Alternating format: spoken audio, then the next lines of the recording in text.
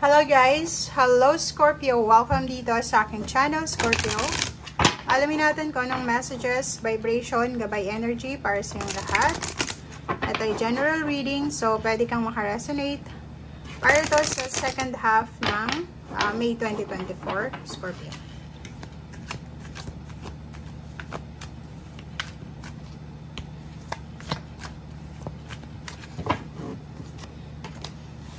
Love life.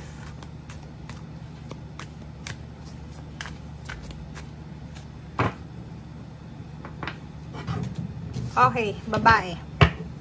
So, yun. Ang nakikita natin dito, Scorpio, babae ka man or lalaki, nakafocus ka sa relationship. Okay? So, sa linggong ito, last 2 weeks ng May, sobra-sobra yung atensyon. Sobra-sobra yung atensyon na ibinibigay mo sa relationship mo. Okay? So, kung ano man to na committed relationship or partnership, collaboration na mayroon ka.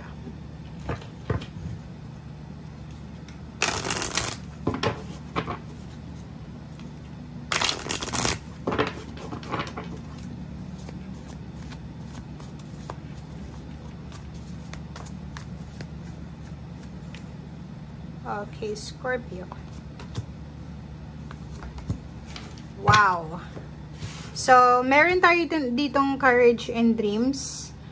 Last 2 weeks siya ng May, posibleng sobra-sobra yung confidence mo.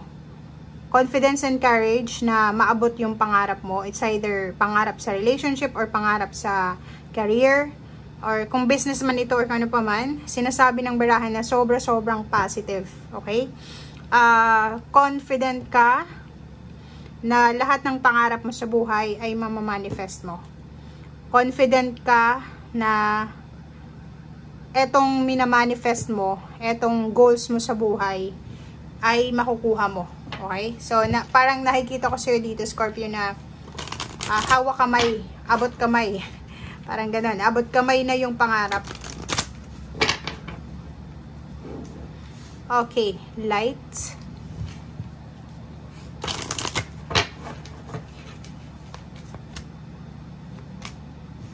Oh, wow.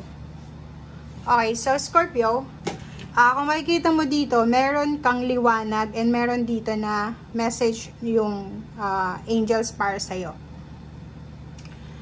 Yung Fairy Queen of Lights ay posibleng, kaya lumabas dito yung love life kasi may biyaya ka na matatanggap sa love life. So, it's either single or looking for a relationship ka.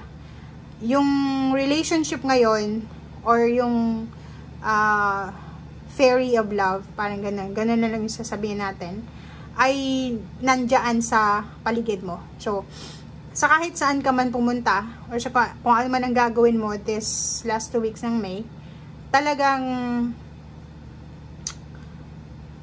may posibilidad na maayos yung relationship, mabuo yung relationship, or may magsimulang relationship. Okay? So, eto naman na second card dito, sinasabi na if ever na kailangan mo ng tulong, huwag kang mahihiyang humingi ng tulong.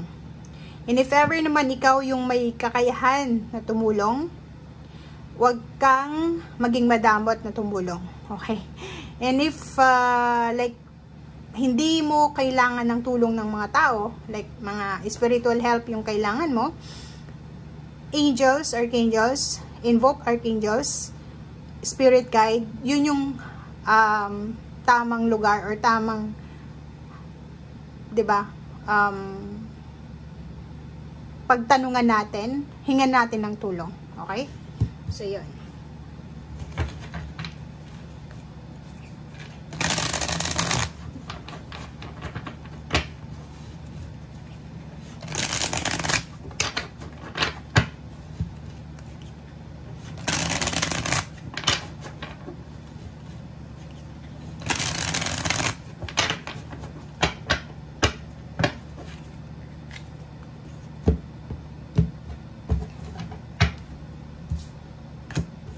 Okay, so may naunang 3 cards tayo.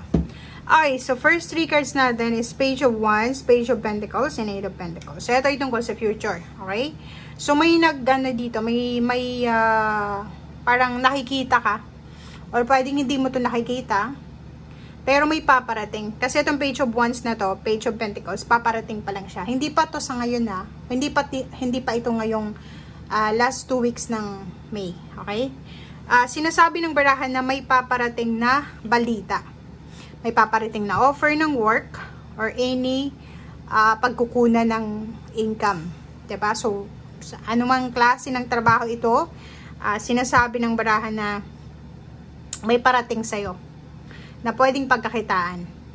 Pangalawa, pwedeng inheritance. Pwede din na yung perang ito na darating sa'yo dahil sa pagiging creative mo, sa trabaho mo, bonuses, or mga back pays, or additional pays, or kano pa man.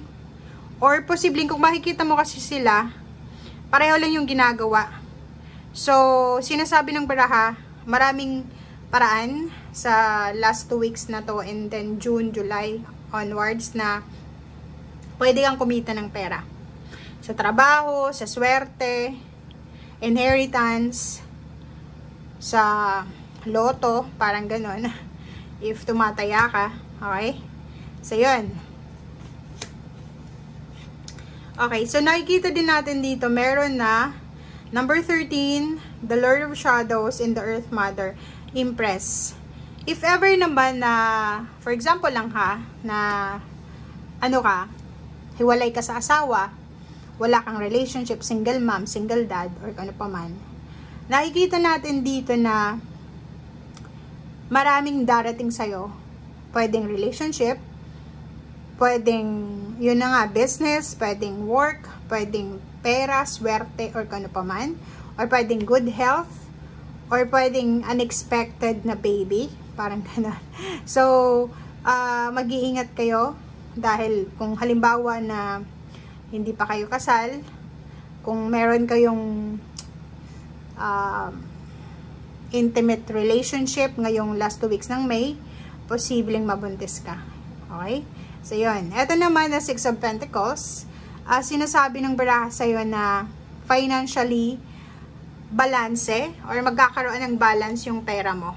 Okay? So, pwedeng may darating na mag-share sa'yo ng pera, may magbabayad ng utang, pwedeng, yun nga, may mga back pays, may mga tulong galing sa gobyerno, tulong galing sa kung saan man, mga swerte, pag-games, mga ruleta, or kaano pa man. Okay? So, maraming posibilidad dito na makakuha ka ng pera.